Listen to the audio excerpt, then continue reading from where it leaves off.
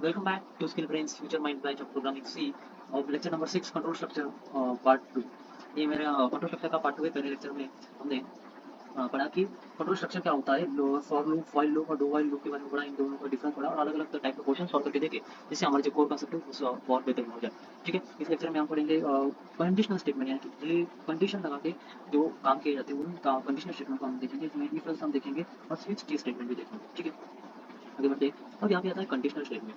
कभी कभी हम कंडीशंस के ऊपर काम करते हैं। फॉर एग्जांपल, कभी आपको आपकी मम्मी ने काम बताया होगा कि अगर दुकान में जाओ, अगर शक्कर नहीं है तो ये लेके आओ। फॉर एग्जांपल, शक्कर नहीं है तो शक्कर का पाउडर लेके आओ, ये नहीं है तो ये करो, अगर ये है तो ये करो। ऐसा कोई कंडीशन लगा कि हम कोई काम करते हैं, तब हमें अगर वैसा काम अगर प्रोग्रामिंग में करना है तो हमें हेल्प लेनी पड़ती है कंडीशनल स्टेटमेंट की। कंडीशनल स्टेटमेंट में हम बेसिकली डिसीजन मेकिंग करते हैं और डिसीजन मेकिंग हमारे हाथों में होती है। हम डिसीजन ले पाते हैं कि ये कोड की लाइन कब एग्जीक्यूट होगी। ठीक है, जैसे कि हमने एल्गोरिदम में भी एक पढ़ा था इफ करके, जहाँ पे हम यूज करते थे इफ और देन का और कुछ कंडीशन लगा के काम कर रहे थे। फ्लो चार्ट के लिए हमने वहाँ पे डायमंड उसके लिए देखा। ठीक है, आगे बढ़ते। अब आते हैं टाइप। ठीक है, बेसिकली दो यहाँ पे ये टाइप दिए गए हैं। जब देखो इफ और इफ एल्स और स्विच, ये तीन ही टाइप है। बट अगर हम और इसके अंदर तक जाकर जाए और इसको हमें ये भी पता जरूरी है कि इफ लेटर क्या होता है, जैसे और नेस्टेड इफ क्या होता है, नेस्टेड इफ भी होता है, वो भी हम पढ़ेंगे। ठीक है, ये बेसिकली टाइप हो गई जिससे कुछ हमारा मसला नहीं। ठीक है, पढ़ते हैं इफ स्टेटमेंट के बारे में। अब ये स्टेटमेंट एग्जीक्यूट किया जाता है अगर मुझे ये दो लाइन का कोड लिखा मैंने।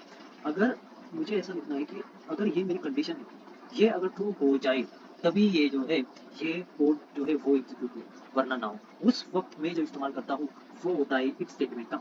इफ स्टेटमेंट में बेसिकली हम क्या करते हैं, इफ कीवर्ड लिखते हैं। यहाँ पे इफ कीवर्ड लिखने के बाद एक कंडीशन लिखते हैं। कंडीशन जो होती है वो सर्कुलर ब्रैकेट में होती है और कर्ली ब्रैकेट में हमारा स्टेटमेंट लिखते हैं जो हमें ये कंडीशन सेटिस्फाइड है, कंडीशन ट्रू होने के बाद हमें मतलब एग्जीक्यूट करवानी है। अगर मैं कोड पे आऊँ तो हमारे हमारे पास यहाँ पे कोड है। ठीक है, मैं इसको एक बार खाली कर लेता हूँ। यहाँ पे देखिए, अगर मैं यहाँ पे खाली कर ले रहा हूँ, अगर मुझे यहाँ पे मैं एक वेरिएबल बना रहा हूँ इंट ए इक्वल टू, इसको वैल्यू में असाइन कर रहा हूँ 5 की। अगर मुझे इसे कंडीशन लगानी है कि अगर ये ए की वैल्यू 5 के बराबर है तब प्रिंट करो सूरज, सूरज नाम प्रिंट करो। तो मैं लिखूंगा इफ, मेरी कंडीशन क्या है, कंडीशन है मेरी ए। अब मुझे यहाँ पे कौन सा ऑपरेटर यूज करना पड़ेगा, इक्वल टू। इक्वल टू क्यों नहीं यूज कर सकते, क्योंकि इक्वल टू अगर मैं सिंगल इक्वल टू ऐसे सिंगल इक्वल टू लगाऊंगा तो मेरे पास यहाँ पे सिर्फ और सिर्फ असाइनमेंट ऑपरेटर आएगा। मतलब ये क्या हो गया, असाइनमेंट ऑपरेटर हो गया। ये हम यूज करते हैं वैल्यू को असाइन करने के लिए। पर अगर मुझे वहाँ पे लॉजिक लगाना है तो वो मुझे यूज करना पड़ेगा।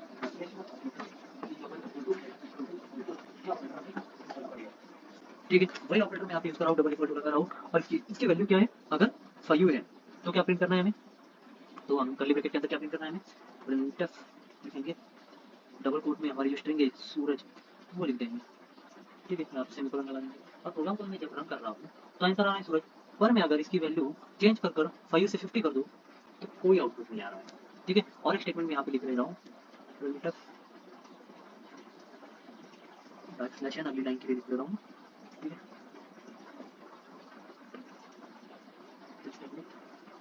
अगली लाइन के लिए यहाँ पे हम दूसरी स्ट्रिंग लिखेंगे, यहाँ पे लिखते हैं राम। अब मैं इस प्रोग्राम को रन करूंगा तो आउटपुट आया राम। यहाँ पे ये गैप क्यों आया, क्योंकि यहाँ पे हमने ब्लैक स्लैश एन लगाया था। ठीक है, इसे पर अगर मैं इसकी वैल्यू 5 कर दूं तो आएगा सूरज और राम। मतलब अगर ए की वैल्यू मैंने यहाँ पे कंडीशन दी थी, अगर ए की वैल्यू बराबर है किसके, किसके बराबर है, कि अगर ए की वैल्यू बराबर है 5 के तो ये स्टेटमेंट एग्जीक्यूट कर दो। और बड़े सिंपल से लॉजिक से हमने एक प्रोग्राम की मदद से समझ लिया। अब यहाँ पे देखिए एक और एग्जांपल लिखा है। देखिए, हमने हमारे सिस्टम में होता है कि अगर आप 18 प्लस हो तो आप एलिजिबल होते हो वोटिंग के लिए। ठीक है, वैसे ही यहाँ पे क्या है, यहाँ पे कंडीशन दी गई है। मैंने एज नाम का वेरिएबल बनाया और उसको वैल्यू असाइन कर दी 18 वैल्यू असाइन कर दी और इफ के स्टेटमेंट में जाकर उसको जो कंडीशन है वो दे दी एज इज ग्रेटर देन और इक्वल टू 18।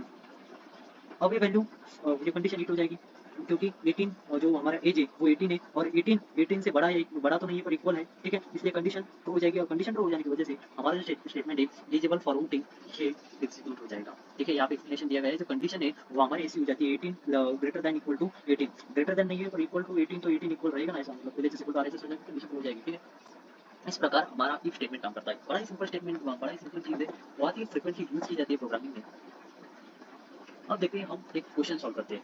यहाँ पे दिया है कि हमें चेक यहाँ पे जो हमारा लाइव क्वेश्चन है मैं यहाँ पे आपको सॉल्व करके दिखाऊंगा। Question is write a program to check whether the number is positive, number positive है कि नेगेटिव है, ये चेक करने के लिए मुझे क्या करना है, एक प्रोग्राम लिखना है। यहाँ पे जरा आपको हिंट जो है वो दी गई है और मैं आपको सीधा यहाँ पे लेके चलता हूँ। और यहाँ पे हमारे ए नाम का वेरिएबल जैसे ही रखते हैं, यहाँ पे हमें इस प्रोग्राम में थोड़ा सा चेंजेस करना है बस। ए इज लेस देन 0, अगर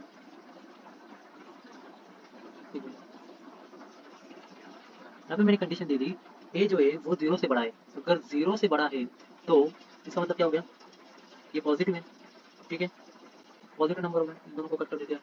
अगर मैं यहाँ पे 5 की जगह -5 लिख दूँ, सॉरी -5 लिख दूँ, -5 और फिर जाके प्रोग्राम को रन करूँ,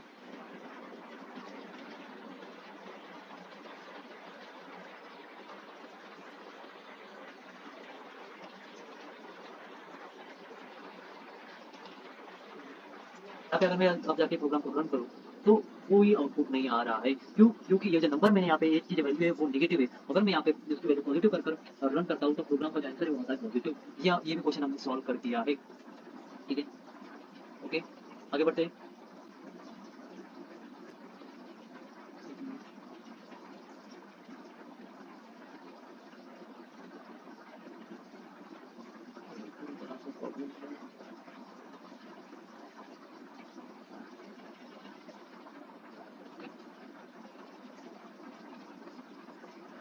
ओके, आगे बढ़ते हैं। अब अगले टॉपिक पर आते हैं। अगला टॉपिक है इफ एल्स स्टेटमेंट। अभी तक हमने जो इफ स्टेटमेंट पढ़ा उसका बेसिक हिंदी मीनिंग क्या था, अगर ये कंडीशन हो जाती है तो ये ब्लॉक एग्जीक्यूट करता है, ये सच है, ये बात ट्रू है तो ये कर दो। पर अगर मुझे ऐसी कंडीशन लगानी है कि अगर ये है तो ये कर दो, अगर ये ऐसा नहीं है तो फिर ऐसा कर दो, यानी कि ए की वैल्यू 2 है तो ये प्रिंट कर दो, अगर ए की वैल्यू 2 नहीं है तो ये प्रिंट कर दो।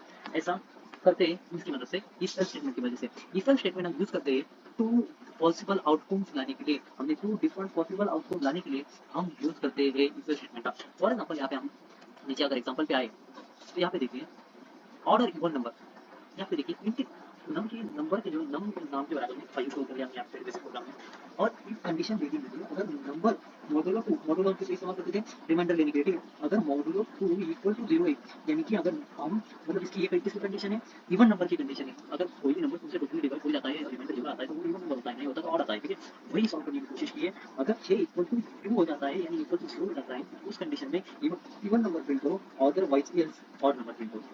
यानी कि अगर यहाँ पे कैसा है, अगर ये कंडीशन हो जाती है तो ये प्रिंट करो, और ये कंडीशन अगर फॉल्स हो जाती है तो ये प्रिंट करो, अगर ये नहीं हुआ तो ये करो, ऐसी वाली कंडीशन यहाँ पे की गई है, ठीक है। यहाँ पे आउटपुट क्या आएगा, और नंबर, क्योंकि 5 जो है 5 को अगर मैं 2 से डिवाइड करूंगा तो मेरा रिमाइंडर 1 आने वाला है जो कि नॉट इक्वल टू 0 है, तो उसके लिए यहाँ पे वो जो है आउटपुट आएगा। यहाँ पे देखिए लाइव क्वेश्चन 2, यहाँ पे क्वेश्चन दिया गया है check whether number is even और ऑड, तो यहाँ पे ये क्वेश्चन फॉर एग्जांपल पे यूज किया गया है, इसलिए मैं कहूंगा कि आप ये एग्जांपल कोड कीजिए और कोड करने के बाद कमेंट में या व्हाट्सएप ग्रुप पे जरूर भेजिएगा आपका कोड का स्क्रीनशॉट, ठीक है। अब आते हैं इफ एल्स लैटर पे, मतलब अगर मुझे ऐसा करना है कि यहाँ पे देखिए अगर हम एल्स इफ एल्स में देख रहे हैं तो यहाँ पे मुझे दो ही कंडीशन, एक ही कंडीशन पे मैं काम कर रहा हूँ जो ये वाली है। अगर मुझे ये ये आउटपुट देने के लिए भी एक और कंडीशन लगानी है तो उसके लिए मुझे काम आता है इफ एल्स लैडर। यानी कि अगर मुझे ऐसा काम करवाना है, ये वाली कंडीशन चेक करो तो ट्रू होगी तो ये एग्जीक्यूट करो, फिर ये वाली कंडीशन चेक करो ट्रू होगी तो ये एग्जीक्यूट करो, ये वाली कंडीशन चेक करो अगर ट्रू होगी तो ये एग्जीक्यूट करो, और कोई भी अगर ट्रू नहीं होगी तो एग्जीक्यूट करो इस वाली ब्लॉक को। इसको कहा जाता है इफ एल्स लैडर,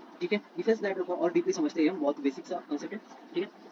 पहले मल्टीपल कंडीशंस यहाँ पे दी जाती है, यहाँ पे इफ एल्स लैडर में सोचिए आप यहाँ पे मल्टीपल कंडीशन दी जाती है जिसकी वजह से आप जो है कंडीशन 1 2 3 ऐसे लगा पाते हो। यहाँ पे देखिए यहाँ पे एग्जांपल दिया गया है, इफ लिखा है, एल्स लिखा है और एल्स लिखा है, इसका बेसिक सा मीनिंग हम एग्जांपल की मदद से समझते हैं। यहाँ पे देखिए अभी ग्रेड सिस्टम आपको कोड दिखाई दे रहा होगा, ठीक है। इन मार्क्स इज इक्वल टू 85, यानी कि मार्क्स नाम का वेरिएबल बनाया उसकी वैल्यू कर दी 85, और यहाँ पे हम ग्रेड दे रहे हैं। यहाँ पे ग्रेड पहले इफ लगाया गया, इफ लगाने के बाद मार्क अगर 90 के इक्वल है या 90 से ऊपर है तो वो तब प्रिंट क्या कर दो, प्रिंट कर दो ग्रेड ए। यानी कि यहाँ पे कंडीशन दी गई कि मार्क जो है वो 90 के ऊपर होनी चाहिए और जो है या तो इक्वल टू होनी चाहिए, तब ग्रेड ए दे दो। बट यहाँ पे दूसरी भी कंडीशन दी गई, जिसलिए हमने इफ में पढ़ा था सिर्फ एक ही कंडीशन दे रहे थे, एक ही कंडीशन दे रहे थे, अब हम दो कंडीशन दे रहे हैं, दो कंडीशन यहाँ पे दे रहे हैं। अब एल्स इफ में लिख रहा हूँ, ये नहीं हुआ तो ये कर दो, पहली कंडीशन चेक हुई अगर वो ट्रू है तो फिर वो ब्लॉक एग्जीक्यूट होगा, एल्स इफ की वाली कंडीशन चेक होगी अगर वो ट्रू है तो वो वाला ब्लॉक एग्जीक्यूट होगा, अगर वो भी ट्रू नहीं है तो एल्स वाली कंडीशन प्रिंट होगी। अगर प्रिंट अगर ये वाली कंडीशन हो जाए तो ये ब्लॉक, और इन दोनों में से कोई भी कंडीशन अगर ट्रू नहीं हुई तो ये ब्लॉक हम जो है वो एग्जीक्यूट करते हैं, ठीक है। यहाँ पे जो इस कंडीशन में जो इस कोड का आंसर आएगा ग्रेड बी, क्योंकि 85 है, जो कि सेकंड कंडीशन सेटिस्फाई करता है एल्स इफ वाली। अब देखिए यहाँ पे क्वेश्चन दिया गया है ग्रेड सिस्टम बनाने का, पर ग्रेड सिस्टम का क्वेश्चन भी हमने यहाँ पे समझ लिया, इसलिए इस क्वेश्चन को भी आप खुद से कोड कर व्हाट्सएप ग्रुप पे जरूर भेजिएगा। थैंक यू नहीं अभी बाकी है। अब नेस्टेड इक्वल्स, अब नेस्टेड इक्वल्स क्या होता है, नेस्टेड का मीनिंग क्या है, बेसिक समझ लेते हैं। अगर मैं यहाँ पे एक सर्कल ड्रॉ करूँ, ये सर्कल नहीं नजर आ रहा है, पर आप समझ लीजिए फॉर एग्जांपल सर्कल है, और इस सर्कल के अंदर एक और सर्कल है, और इस सर्कल के अंदर भी एक और सर्कल है।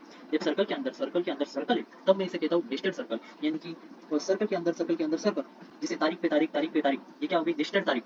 वैसे ये नेस्टेड इफ, मैं इफ स्टेटमेंट के अंदर भी इफ इस्तेमाल कर रहा हूँ, इफ स्टेटमेंट इस्तेमाल कर रहा हूँ, तो मैं वो नेस्टेड इफ कहलाता है, तब मैं नेस्टेड इफ स्टेटमेंट का इस्तेमाल कर रहा हूँ। यहाँ पे डेफिनेशन देखिए, if statement inside the another if statement used for conditional conditional task जो होते हैं उसके लिए फॉलो किए जाते हैं। यहाँ पे देखिए, यहाँ पे उसका कोड जो है वो यहाँ पे दिया गया है। अब फॉर इंट एज दी गई है 20, यानी कि हमारे एज नाम के बराबर में 20 स्टोर है, और सिटीजन नाम के बराबर में 1 स्टोर है, 1 यानी ट्रू होता है, ट्रू यानी कि ट्रू, और 0 का मीनिंग क्या होता है, फॉल्स। यहाँ पे हमने प्रोग्रामिंग में इस मीनिंग को, कंप्यूटर की इस मीनिंग को समझ लिया, ठीक है। स्पेलिंग एंड राइटिंग पे ध्यान मत दीजिएगा फिलहाल। इफ पहली कंडीशन चेक होगी, ठीक है, क्या एज, यानी एज नाम, एज बराबर में जो वैल्यू स्टोर है 20, वो 18 से बड़ी है उसके बराबर है, जी हाँ, ये कंडीशन ट्रू हो गई। फिर इस वाले स्टेटमेंट पे आएगा प्रोग्राम, इस वाले स्टेटमेंट पे चेक किया गया सिटीजन की वैल्यू इक्वल टू 1 है, जी हाँ, इक्वल टू 1 है, तो प्रिंट कर दो एलिजिबल फॉर वोटिंग। अगर यहाँ पे वैल्यू 0 होती किसकी, यहाँ पे अगर वैल्यू 0 होती सिटीजन की, तब ये प्रिंट नहीं होता। अगर यहाँ पे वैल्यू 18 से कम होती तो भी ये एग्जीक्यूट नहीं होता, ना एग्जीक्यूट होता। देखिए इस यहाँ पे जैसे एक के अंदर एक जो है वो इफ को इस्तेमाल किया गया है, इसको ही कहा जाता है नेस्टेड इफ एल्स। अब तक हमने पढ़ा इफ स्टेटमेंट, ठीक है, इफ स्टेटमेंट पढ़ा, उसके बाद एल्स स्टेटमेंट पढ़ा, इफ स्टेटमेंट, उसके बाद एल्स इफ पढ़ा, ठीक है, एल्स इफ पढ़ा, और उसके बाद हमने नेस्टेड इफ स्टेटमेंट भी पढ़ा। अब हम पढ़ने जा रहे हैं और एक कंडीशनल स्टेटमेंट जिसका नाम होता है स्विच स्टेटमेंट, या उसे स्विच केस स्टेटमेंट भी कहा जाता है। हम एक कोई भी कंडीशन इफ में दे सकते थे, ठीक है, जो इफ स्टेटमेंट है या एल्स स्टेटमेंट है, वहाँ पे हम जब कंडीशन देते थे, यहाँ पे हम कोई भी कंडीशन दे सकते थे based on the expression, based on the value, ठीक है। पर अगर मुझे ऐसा कोई काम करना है कि वेरिएबल की वैल्यू 1 हो तो ये प्रिंट कर दो, वेरिएबल की वैल्यू 2 है तो ये प्रिंट कर दो, वेरिएबल की वैल्यू 3 है तो ये प्रिंट कर दो, अगर ऐसा कुछ काम मुझे करना है, तो उस टाइम पे मुझे काम आता है मेरा स्विच केस स्टेटमेंट। यानी कि आपको क्या समझ में आया, जो स्विच के स्टेटमेंट होता है वे वेरिएबल के वैल्यू पर काम करता है। मैं जिसको जो वेरिएबल्स को पास करूंगा उसके वैल्यू पर वो काम करेगा। उसका बेसिक सिंटैक्स कुछ इस प्रकार का होता है, स्विच केस, स्विच वहाँ पे स्टेटमेंट दिया जाता है, वेरिएबल पास किया जाता है, यहाँ पे एक्सप्रेशन लिखाइए, कर्ली ब्रैकेट से स्टार्ट होता है केस, केस यानी कि पहली केस यानी कि वैल्यू, यानी वेरिएबल की वैल्यू हो जाने पर क्या स्टेटमेंट एग्जीक्यूट करना है, और हर इसके बाद ये जो ब्रेक स्टेटमेंट है वो कंपलसरी है। पर ये ब्रेक स्टेटमेंट क्या है, इसको ये जो है ये क्या है, इसके ऊपर भी एक वीडियो आएगी, आप बने रहिएगा बस इसके साथ, ठीक है। अब देखते हैं कि हमने यहाँ पे देखिए int day equal to 2, int day की वैल्यू 2 दी गई, फिर स्विच किया गया डे, डे को जो है वो स्विच के स्टेटमेंट में पास किया गया, स्विच के स्टेटमेंट में डे को पास किया गया, और केस 1 1 यानी कि अगर डे की वैल्यू 1 है तो प्रिंट कर दो मंडे, और इस स्विच के स्टेटमेंट को ब्रेक कर दो, यानी कि यहीं पे खत्म कर दो, नीचे का एग्जीक्यूट करने का कोई काम नहीं। अगर केस की वैल्यू जो अगर वैल्यू 2 है इसकी, तो क्या प्रिंट कर दो, ट्यूजडे प्रिंट कर दो और ब्रेक कर दो, और अगर ये दोनों भी नहीं है तो प्रिंट कर दो इनवैलिड। कुछ इस प्रकार काम करता है स्विच के स्टेटमेंट का फ्लो, कुछ इस प्रकार करता है। और यहाँ पे एक बात आपको यहाँ पे ब्रेक स्टेटमेंट लिखना बहुत जरूरी हो जाता है, क्योंकि वो हमारा जो एग्जीक्यूट हो जाने के बाद हमें यहाँ पे उस काम को रोकना पड़ता है, ठीक है, ठीक है। यहाँ पे इफ एल्स वर्सेस स्विच के स्टेटमेंट की अगर मैं बात करूंगा, तो यहाँ पे देखिए जो इवैल्यूएशन होता है वो लॉजिकल कंडीशंस होती है यहाँ पे इफ में या इफ स्टेटमेंट में। और यहाँ पे इक्वालिटी टू फिक्स्ड वैल्यू, यहाँ पे इक्वालिटी होती है फिक्स्ड वैल्यू की, ठीक है, यहाँ पे फिक्स वैल्यू होती है जिसके ऊपर कंडीशन होती है, और तब जाके वो एग्जीक्यूट होता है। फ्लेक्सिबिलिटी अगर कहूँ तो मोर फ्लेक्सिबल है, और रेंज आती है इसके अंदर, ये मतलब उतना ज्यादा फ्लेक्सिबल नहीं है, यहाँ पे केसेस होती है, और यहाँ पे ऐसा नहीं कि आप 2 ही केस दे सकते हो, यहाँ पे आप 8 9 10 15 20 जितने चाहे उतने केसेस दे सकते हो, ठीक है। परफॉर्मेंस की बात करें तो परफॉर्मेंस में मतलब आप जहाँ किस टाइप का क्वेश्चन आप सॉल्व कर रहे हो उस पर आप डिपेंड होगा कि आप वहाँ पे क्या इस्तेमाल करते हो। अब देखिए हम कंडीशंस लगाते हैं प्रोग्राम में, कंडीशन लगा के काम किया, उसके एडवांटेजेस क्या है, डिसीजन मेकिंग स्ट्रांग होती है हमारी प्रोग्राम की, प्रोग्राम का कंट्रोल अपने हमारे हाथ में आता है, और डायनामिकल एग्जीक्यूशन होता है, हमें कौन सा स्टेटमेंट एग्जीक्यूट करना है और कौन सा स्टेटमेंट एग्जीक्यूट करने से रोकना है, ये भी हम कंट्रोल कर पाते हैं, ठीक है। और लॉजिकल प्रोग्रामिंग होती है यहाँ पे जब हम ये स्टेटमेंट एग्जीक्यूट करते हैं, ठीक है। अब होमवर्क आपका ये होगा पॉजिटिव नेगेटिव चेक, हमने पॉजिटिव चेक किया, वैसे आपको नेगेटिव भी आप चेक करना है, आपको ये इक्वल स्टेटमेंट से करना है, और ग्रेड सिस्टम आपको बनानी है वो भी इक्वल स्टेटमेंट से, और आपको ये कैलकुलेटर स्टेटमेंट बनाना है, कैलकुलेटर टाइप कुछ आपको बनाना है वो स्विच के स्टेटमेंट से। थैंक यू फॉर वॉचिंग, मिलते हैं अगले वीडियो में, ठीक है।